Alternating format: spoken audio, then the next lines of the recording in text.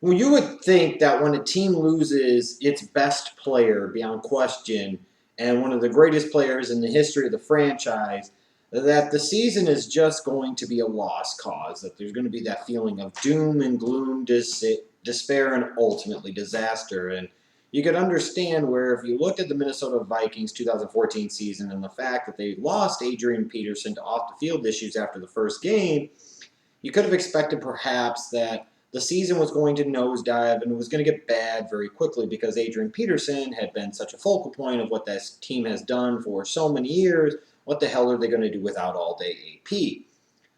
Well, the Minnesota Vikings reaped the benefits of a coaching change with bringing in Mike Zimmer, and most importantly of all for that organization, they reaped the benefits of drafting a young quarterback in round number one and having that quarterback when they finally decided to give him the shot, give him the opportunity to see him progress and develop and really grow as an NFL passer in his rookie campaign in Teddy Bridgewater.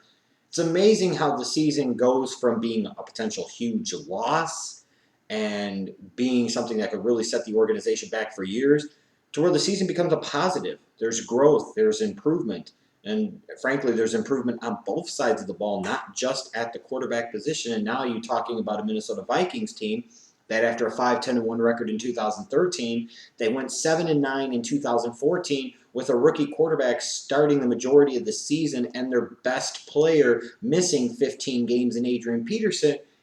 You got to feel somewhat optimistic about the Vikings and their chances in 2015, at least in terms of being a team that could maybe get in the mix for the wild card. And again, based off of the season that they made out of last year under Mike Zimmer, the growth and progression you saw in Teddy Bridgewater and his game, especially later on in the year, while they finished third in the NFC North, it wasn't a lost season. It's not that bad. Their 7-9 is a lot better than other teams 7-9. Now this offseason, a good thing for the Vikings to me was the fact that while they had off the field issues and headline grabbers and distractions, namely Adrian Peterson and his whole saga, they didn't have a whole lot of turnover. Yeah, they cut Greg Jennings, skip whoop de woo, but ultimately Adrian Peterson's back in the fold, as I talked about months ago. AP and all his squawking about the Minnesota Vikings not showing him love was just all about him wanting more guaranteed money at the tail end of his career. He got it. Now he's happy. The Vikings are happy. Everybody's singing Kumbaya freaking ya. Just keep your 4-year-old son away from him. I guess the only really big move the Vikings made in the offseason was trading a late-round pick to the Miami Dolphins to bring in Mike Wallace, giving them another speed element, somebody that they feel could benefit from playing alongside Bridgewater and at the same time help Bridgewater out. Getting rid of Jennings, bringing in a Mike Wallace, is it much of an upgrade? I don't know. It's kind of a lateral move in a way, but at the same point in time, Mike Wallace brings a slightly different skill set to the table than, let's say, a Greg Jennings, and maybe that's what the Minnesota Vikings envision being more important for their offense in 2015. In terms of the draft, this is a team that has had a lot of marquee first-round picks over the past 3 years and done somewhat well for themselves, Matt Khalil not included. But you look at this year, they had the one first-round pick. They spent it on Trey Waynes, the corner from Michigan State, where maybe a lot of Viking fans would have wanted to maybe have them take Devontae Parker, the wide receiver from Louisville. And again, I understand that, and I get that, but I won't totally knock them for taking Trey Waynes because I get that, and I understand that pick as well. And then you look at the second round, bringing in somebody like an Eric Kendricks. I love that pick for them, the middle linebacker out of UCLA. To me, middle linebacker is a huge weakness of the Minnesota Vikings organization for a number of years now, and I think Eric Kendricks is a day one starter, and he's going to be an impact player in the middle of that defense for Mike Zimmer. So I thought the Vikings did a good job of improving on the defensive end, getting some young depth there on the defensive end, although I have some concerns about the fact that when you draft a young quarterback, you should be building the offense around him first. That, to me, is the priority. But it doesn't always have to be that way. Now, looking at the Vikings going into 2015, let's talk about their strengths and potentially concerns. In terms of their strengths, you've got Adrian Peterson, you've got Jerick McKinnon, you've got Matt Asiata. This is going to be a team that's going to be able to run the ball. And when you have a young quarterback like Teddy Bridgewater, you have questions outside with guys like Mike Wallace and what he's going to do, maybe a guy like a Cordell Patterson and what he's going to do. It's nice to have that running game to be able to fall back on. I would be stunned if the Minnesota Vikings weren't one of the 3 or 4 best teams in all of the National Football League in terms of total rushing yards in the 2015 season. That's a huge strength of theirs, and it's going to be a huge benefit to them to protect their young quarterback in Bridgewater and keep him out of situations that could be potentially bad for him. I look at their secondary, too. You look at 2013 first-round pick, well, one of them anyways, in Xavier Rhodes. I think he's developing into a really good NFL corner. Their first-round pick this year in Trey Waynes. Then you look at their free agent signing from last year, Captain Munnerlyn. I like some of the corner depth that they have. I like what they have at safety, namely Harrison Smith. When he's healthy, I think he's somewhat underrated. That's a quality secondary for Minnesota. I like the components and pieces that they have in place, assuming, again, that they can all stay healthy. That's a secondary that will be a strength for that Vikings defense under Mike Zimmer, along with that interior defensive line with Sharif Floyd and Linval Joseph. I thought Floyd played a lot better in year number 2, so now you look at year number 3, you would expect to see some potential big-time growth for him as he's starting to prepare himself to, at some point in time, try to get a big-time deal. In terms of concerns for this Vikings team, I will go to the wide receiver position. You brought in Mike Wallace, but Miami wasn't exactly sad to get rid of him. Was it really, again, that much of an upgrade getting rid of Greg Jennings? Now, they got some nice things out of a guy like a Charles Johnson late in the season. They most certainly did. But I look at the receiving core. They passed on Devontae Parker, and I'm not sure that that was the best idea, even though I get why they ended up taking Trey Waynes. I look at them, too, and I see a Cordero Patterson, who's been a somewhat disappointing player. The first-round pick out of Tennessee in 2013. In part, I don't think he's grown or developed much as a route runner and as a wide receiver, but I also don't think the Vikings have done a very good job of utilizing him and deploying him in situations that could be beneficial for all parties involved. So I have some concerns. You've got a young quarterback, and while you've got a great running game, I'm not that sold on the Vikings' weapons on the outside. I also look at their offensive line, and in particular, Matt Khalil. Now, Khalil is not the only issue with that Vikings offensive line. I thought they were quite weak up in the interior throughout the 2014 season. But Khalil was terrible last year. I mean, he was terrible. He was okay as a run blocker, but just absolutely god-awful as a pass protector. This is a former top 5 pick that you're playing at left tackle. I mean, he's been bad. He was really bad last year. And again, Bridgewater is not the biggest dude in the world. Bridgewater is the future of your organization, frankly, your present as well. What happens if Matt Khalil continues to be a turnstile in 2015? His poor play could potentially be a long-term franchise changer if Teddy Bridgewater gets hurt. And frankly, if Khalil is as bad this year as he was last year in pass protection, it's not a matter of if Bridgewater will get a serious injury, but when and how soon and how devastating it would be. I also question the Vikings pass rush. I mean, they've got a couple of mid-round picks over the past 2 years in Scott Crichton from Oregon State and Daniel Hunter from LSU, some young edge rush depth on their 4-3 defensive line. But I look at him, Everson Griffin played really, really well. Robeson is I'm just not sure that they have the quality of pass rush depth that they need to be able to hang with the Green Bay Packers, let's say, in that NFC North, or to be able to, at times, really shut people down or change the game based off of the pressure they can put on opposing quarterbacks. In terms of players to watch for the Vikings in 2015, first and foremost, just Teddy Bridgewater. He's the guy that you took at the tail end of round number 1 in 2014. He's the present. He's the future. It's all about Bridgewater. If the Vikings went 7-9 again this year, but Bridgewater was even better and he really took another step forward and you said there's no doubt now that he's a franchise quarterback and he is going to be that guy for Minnesota for the next decade, it's still a successful season.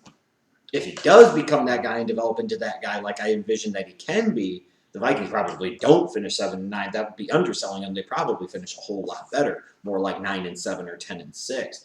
So you got to watch Bridgewater. He is the franchise, and it's all about his development and his growth. And one guy that could really help in that development and growth is Cordero Patterson, as I've referenced earlier, the former first-round pick in 2013 out of Tennessee. A guy with big-time playmaking ability, big-time speed and explosiveness. But it doesn't seem to always translate to the receiver position. You're in year 3 now with Patterson. It's kind of shit or get off the pot time with him. He either needs to put it together and figure it out, or they need to realize he's not going to figure it out and put it together, and they need to start coming up with a plan long term. They passed on Devontae Parker in round 1 when they had the opportunity to draft him. Maybe in part that was because they thought they could get more out of Cordero Patterson, and even if it wasn't, it puts the pressure on a Cordero Patterson to perform because Bridgewater is going to need him to be better and more consistent in 2015. And then on the defensive end, I look at Eric Kendricks, their second-round pick out of UCLA. I think he's that business. I think he could be a stud inside on that Vikings defense for the next several years. I think he could be a big difference maker that the Vikings defense has lacked in the middle for so many years. And if you've got him in the middle of that defense, behind Joseph, behind Floyd, combined with that secondary, this Vikings defense probably takes a step up in 2015. Now, in terms of the schedule for the Minnesota Vikings this year, for a team that finished 3rd in their division, it's not a cupcake schedule. Obviously, you've got the AFC West and the NFC West, so that in and of itself equates to it not being a cupcake schedule. That's just the way it is. But one stretch of schedule in particular for the Vikings I think is critical to watch. It's a 5-game stretch over 6 weeks, and it's right at the beginning of the season between weeks 2 and 7. The Vikings have a tough road to hoe early on. Week 2, they've got Detroit. Week 3, they've got San Diego. Then they go to Denver. Then they've got KC at home. They've got Detroit in Detroit. While in that 6-week stretch, out of those 5 games, 3 of them are at home, and only 2 of them are on the road. You look at it, they've got to play Detroit twice in that stretch. They've got to play San Diego, they've got to play Kansas City, and they've got to play Denver. These are all teams with winning records over the past 2 seasons. These are at least decent teams, and these are teams that the Vikings are going to have to figure out a way to beat if they want to be able to take that next step and go from being a 7-9 team to a team that wins 9 or 10 games in 2015. To me, in terms of stretch of schedule, that's where it's at right there. If that Vikings team can start off with that stretch, and maybe they win week 1, and then they come to weeks 2 through 7, and they can find a way to even, frankly, go 2-3 in that stretch. And after week 7, be sitting there 3-3, I think they got to feel pretty good about their chances going forward through the rest of the year. I really, really do. The one other game I think that is of marquee note for the Minnesota Vikings later on in the season is week 11 when they host the Packers in Minnesota. I don't want to sit there and say that a week 11 regular season game is a must-win game for the Minnesota Vikings. But they're going to have to beat a team or 2 that people don't expect them to beat. They're going to have to beat a team or 2 that is frankly much better than them in order for them to have any thoughts of potentially being a wild card team. And this is where it's got to happen. They've got to find a way to beat the Packers once in 2015. It's probably not going to help them win the division, I don't think. But there's an opportunity there for them to potentially beat Green Bay once. And that is a statement that that organization can make that going forward, while Green Bay is the cream of the crop in that division now and has been for some time, that their time at the top could be very short if things continue to progress in a certain direction. I look at a single game for the Minnesota Vikings, and in terms of single games, I don't think there's a more important single game for them in 2015 than that Week 11 matchup against Green Bay in Minnesota. I truly believe that. That is the most important game of the season. It really, truly is. In terms of my overall thoughts on the Minnesota Vikings, as you could tell, I'm somewhat high on them. I'm not like overly crazy high on them because I still think this is a team that has flaws on the offensive side. When you have flaws on the offensive line and major questions on the offensive line, that's not a good thing. Also, in a passing league, while you have a great running game, and that's phenomenal, that's a great way to help protect your young quarterback. Again, you don't have a great offensive line in front of Teddy Bridgewater and Adrian Peterson. I also have some questions about their skill players outside in the passing game. And this is a team, again, that I think lacks impact players at the edge. This is a team with still some major holes. They can be a good team. I just don't think they're quite there to start getting into the mix of being a great team. They're probably 2 years away from that, honestly. Frankly, to me, when I look at it from the Minnesota Vikings standpoint, as I referenced a little earlier in this video, this season so much is about Teddy Bridgewater and his progression, his development, and his growth. If he takes a step, he gets better and establishes himself going forward that he's going to be the guy, Whether Minnesota wins 5 games or they won 15, it's a great season. It really, truly is. That's how important it is to draft that young quarterback, develop them, and have them grow and become that franchise guy. If Bridgewater can clearly show in 2015 that he's that franchise guy, the record is irrelevant.